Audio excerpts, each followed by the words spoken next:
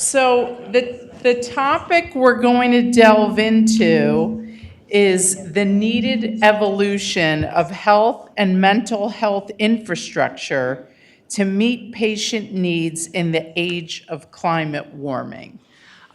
So that's our topic, and I know we're running a little behind on time, right, Bob? So why don't we have each of our panelists share their thoughts, and then we'll go right into Q&A from the audience. But who would like to go first? You're up. Hello. Is this working? Yes. And please introduce yourself. Well, I'm Dr. Wazin.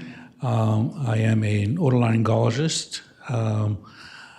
I worked as the chief of staff at Sarasota Memorial for a while, and I was the head of ENT department, and now I run the otology and neurotology division.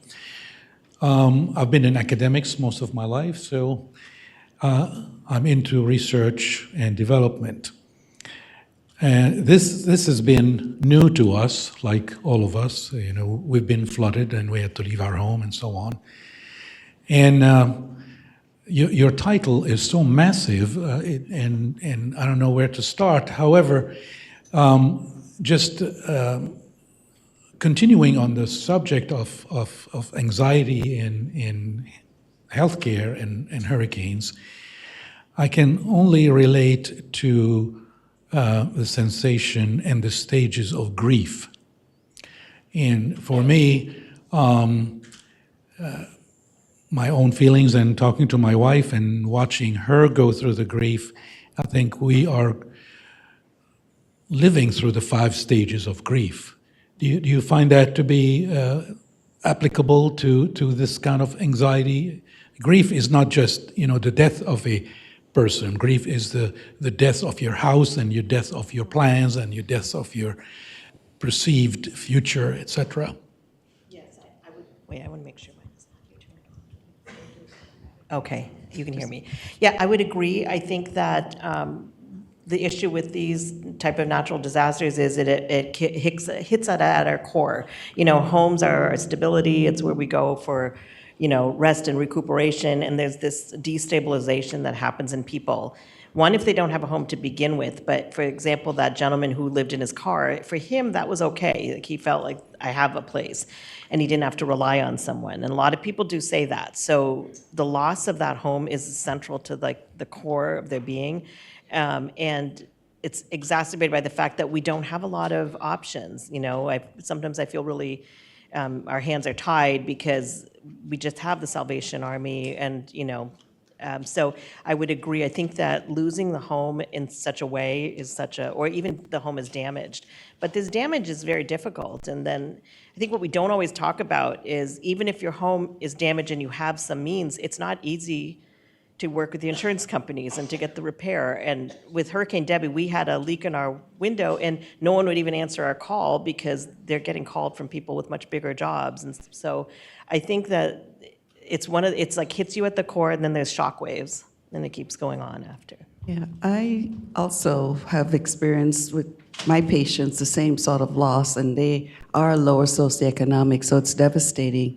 But it does give us an opportunity to look at when you talk about what do we need to do, our mental health infrastructure in this country is very underfunded, especially for lower wealth, and an understanding of the need of how we can do certain preventive measures in getting the population, getting people prepared.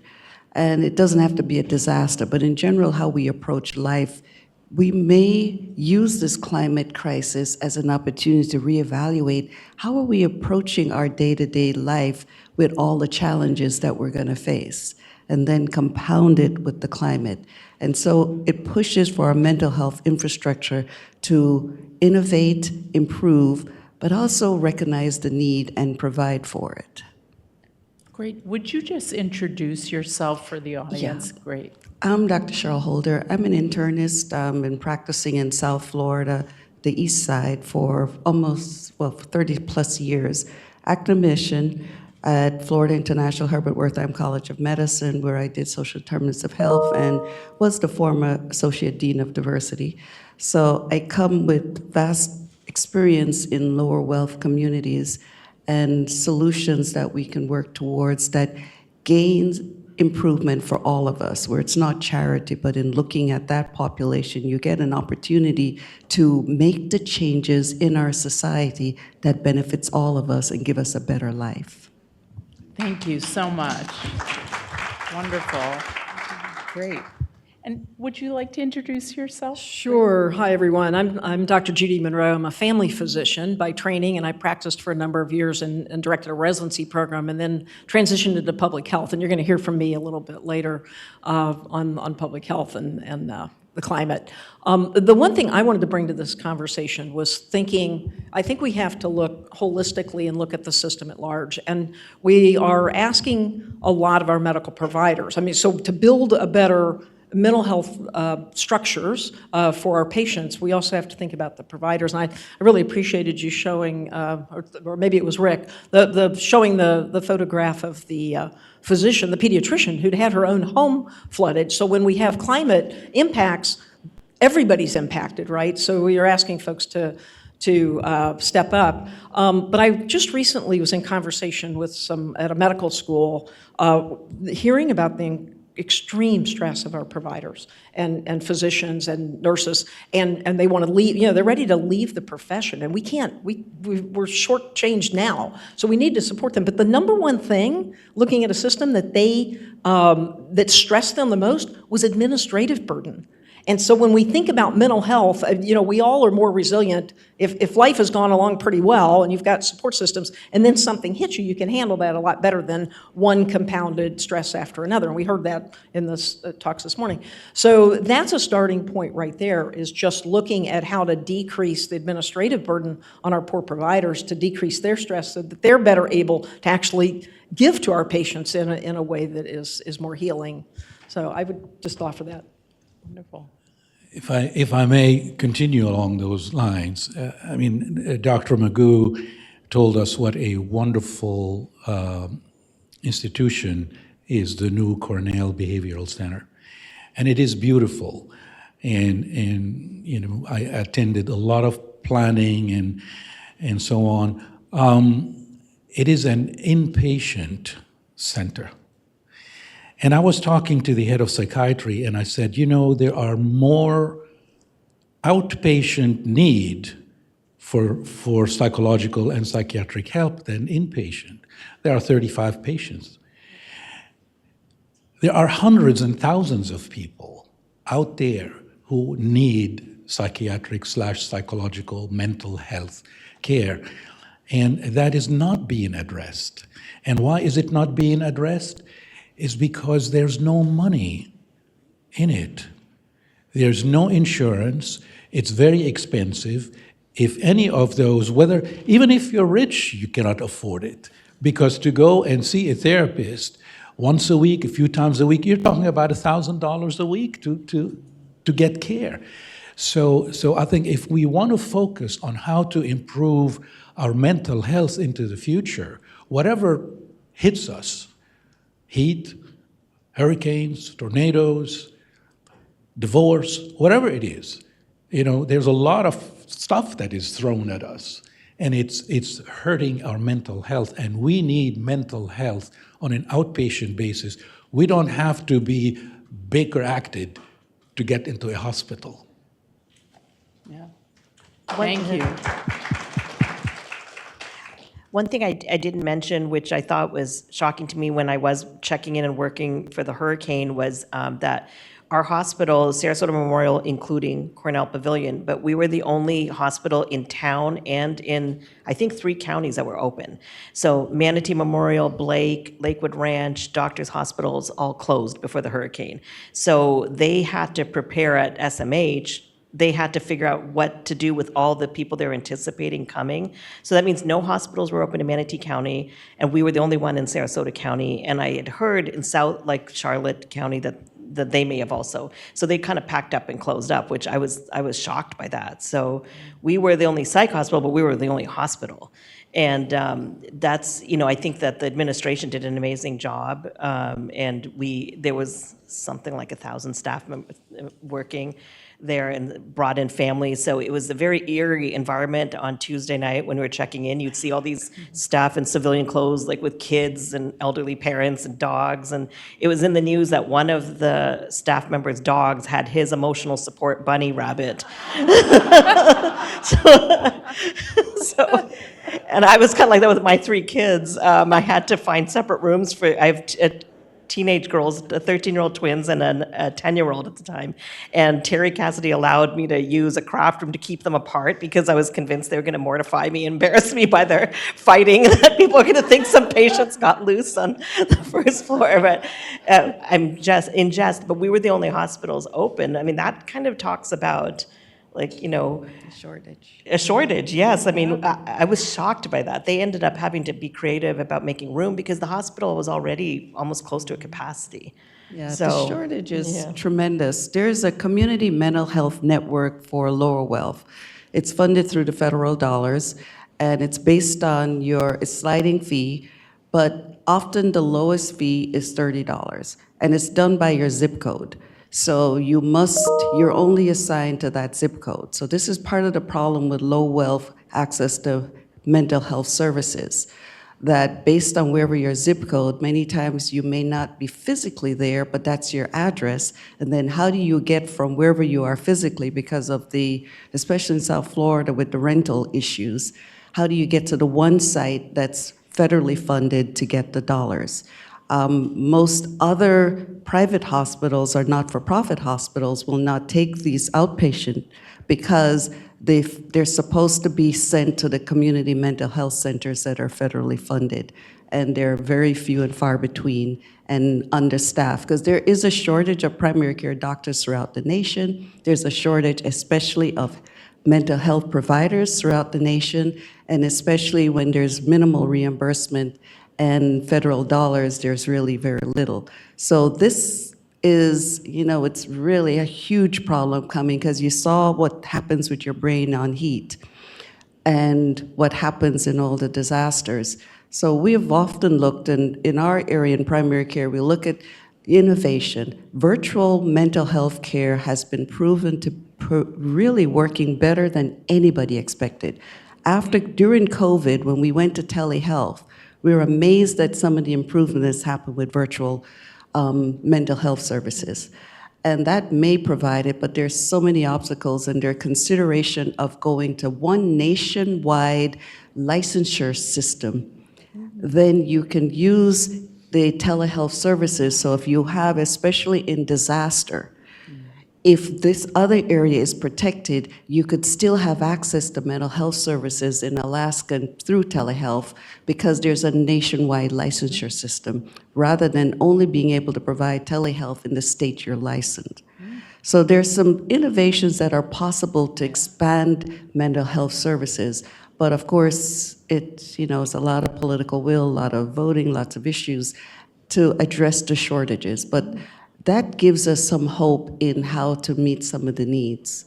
But it's going to be tremendous, because it's all of us. It's not just the poor person who had schizophrenia or the person who's doing this, but all these extreme weather events, all the disruption, the migration, internal and external migration, just the physiologic change from infection, chronic diseases, and the heat will drive more and more of us needing some sort of support. Maybe you're not to the pathological section, you're getting DSM-5, but I can tell you eco-anxiety can be real difficult on young kids. Absolutely. Wonderful. Well, I want to thank our expert panel, but are there any closing comments before we open it up for questions from the audience? I think you were. Well, I have to agree, telehealth has really changed a lot of what we do in medicine. And if there's any specialty that lends itself best to telehealth, it's mental health.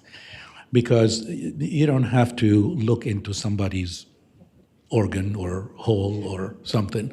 And you just listening and conversing and telehealth. I know a lot of psychiatrists, private psychiatrists, who do not go to the office anymore. They just do it with telehealth. And then the good thing about governmental or Medicare is that it has allowed telehealth. I think it allowed it across the state lines, but we're always nervous. That was the side effect, a good side effect of COVID. And we're hoping that that continues and it breaks down those barriers between states so that we could do telehealth.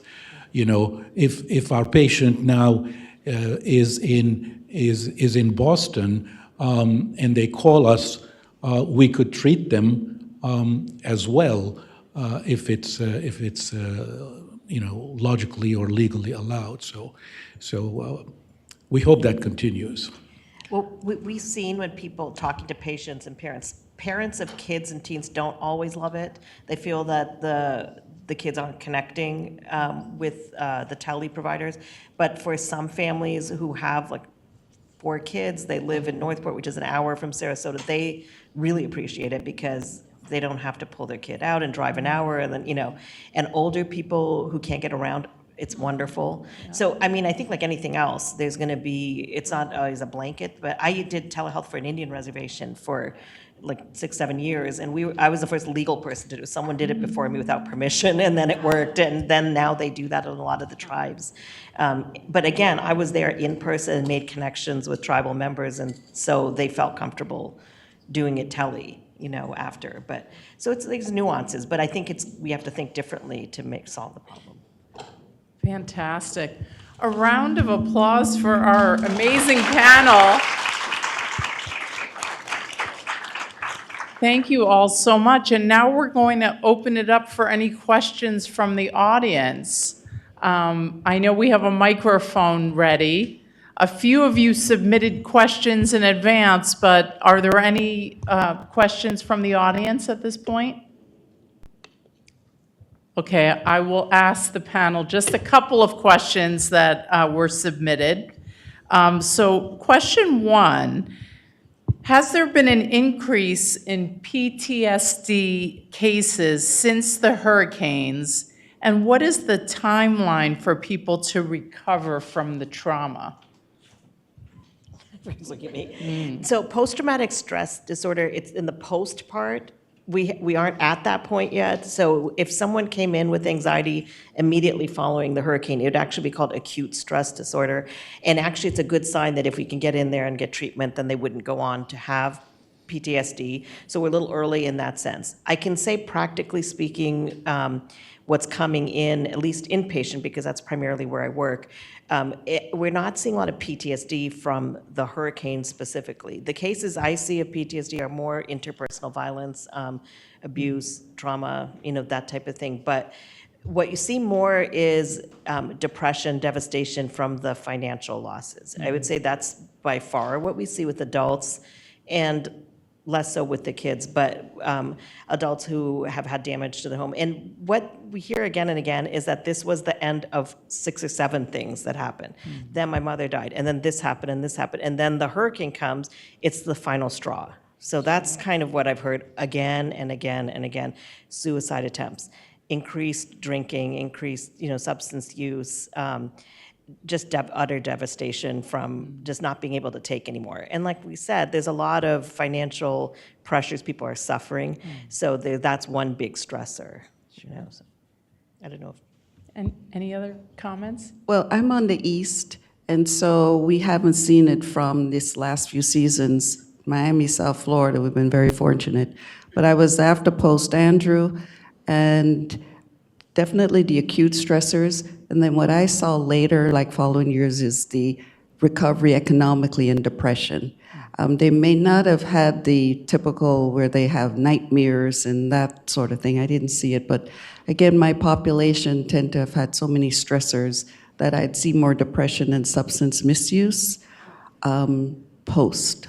Sure, absolutely. Thank you. Another question for the panel. So, since events like hurricanes and flooding from both freshwater or rain events and saltwater like storm surge events is likely to increase and heat is an increasing issue, what do you recommend in terms of modification to our health delivery system and training for your own medical and organizational staff?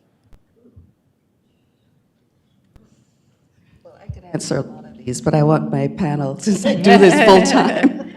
So if anyone else, you know, I'm with National Academy of Medicine and our Education Collaborative, and it's looking at nationwide what we have to do as hospital systems.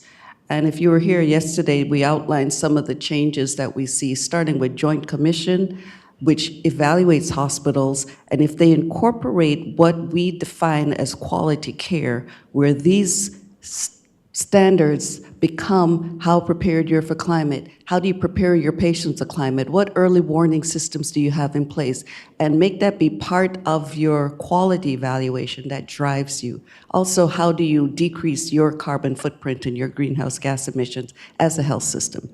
So that is taking place now across the nation and doing that. As an individual, what we see, what I work with my patients at primary care, is having the concept again of prevention and how you can develop your disaster plan. No one should leave here not going on to cdc.gov or one of these .govs and learn about creating your own disaster plan. Because especially when you have children, they no longer we don't call it disaster plan with kids. What is it? Coping ahead. Have you heard these terms? Okay, in the disaster world, we call it coping ahead. So it's helping your children go through this. We're gonna figure out how we're gonna cope ahead of the time, because this storm may come, so what will we have to do if the storm comes? And that's coping ahead. And so we need to start thinking of how do we cope ahead as a society, as a community, and bringing our children in so they don't feel that terror that this is happening and we have no control over and there's nothing we can do, and that helplessness, because we have developed ways to cope ahead, and that can be done easily as an individual. Wonderful.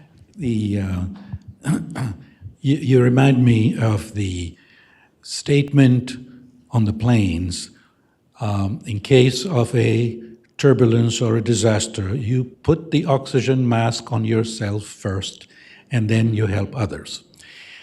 And as healthcare providers, whether it's physical health or mental health, we are here to serve the population. And as you were just saying, we want to make sure that we are prepared physically and mentally to honor that task. So yes, what do we do? You know, do we rebuild on the same spot that was flooded 3 times and expect a different outcome? Well, they say this is a definition of insanity, right? So so we have to be smart about the present, the future. We cannot ignore things. And we do have to, we're already undersupplied. And so we have to be able to take care of ourselves so we could take care of people. And that's when we have to become more empathetic of people. Sometimes, healthcare providers have lost that quality. We become more computerized, and we become more time constrained. So we must remember why we went into this specialty first, and we must provide care both for the body and for the mind.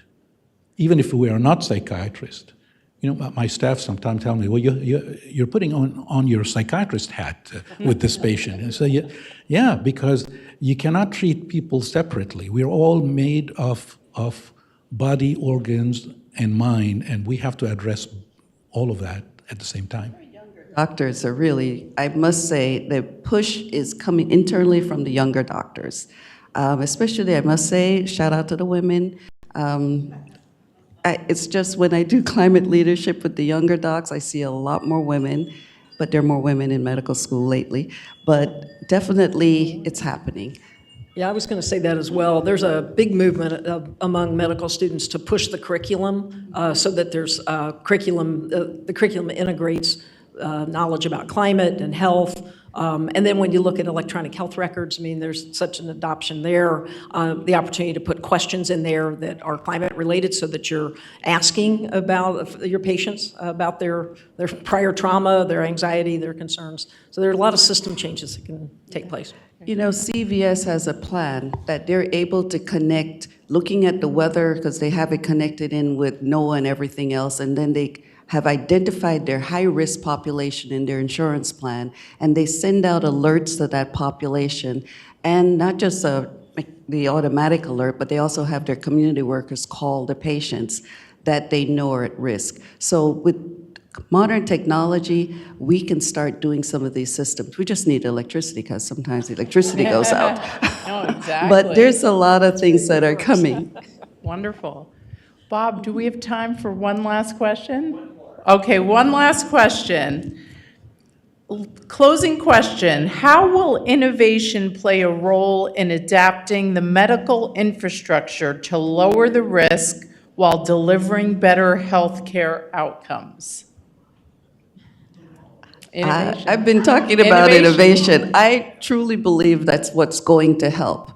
Because when I look at proper use of AI in decreasing our administrative burden, most doctors go home after we finish with a lot of notes and work, which folks, we're not paid for it. So that's another reason why. So now there's a new system that's being trialed in some hospitals where they're taking the My Patient Doctor. They're able to take those messages that are coming from the patients, read the messages, then craft a response based on, they basically took everybody's information for free, I won't say that, and make some good responses. And they're testing those responses, and the last study showed the patient preferred a response that was generated from the computer than what that busy doctor did at 10 p.m. at night. So they're looking that we can standardize and create templates that might be received well by the patient. Of course, it's signed off by the physician, but there's lots of innovation, especially for low-wealth communities. I tell you, COVID, this is my last thing with COVID. I do HIV, and it's so important that they continue. And they relaxed some of the regulations on how visits could be. And my patient couldn't get into the computer system to do it legitimately. And I'm like, listen, we got to do this visit. And I said, if you sign on the dotted line when you come in that you resolve me from, and you recognize that this is not an encrypted line, and your information might be XYZ, let's do our visit. He was at his job, it was an old job, at the toll booth, and he was miles away from the clinic, and he would have had to take off early from that toll booth job. And we did our visit.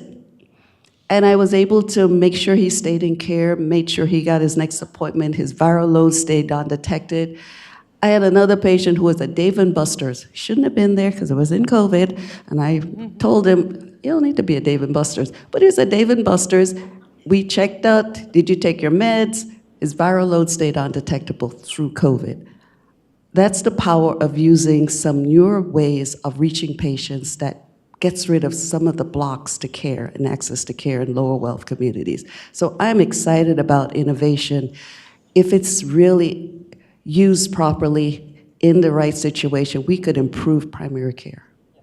Wonderful. Terrific. A round of applause for our panel.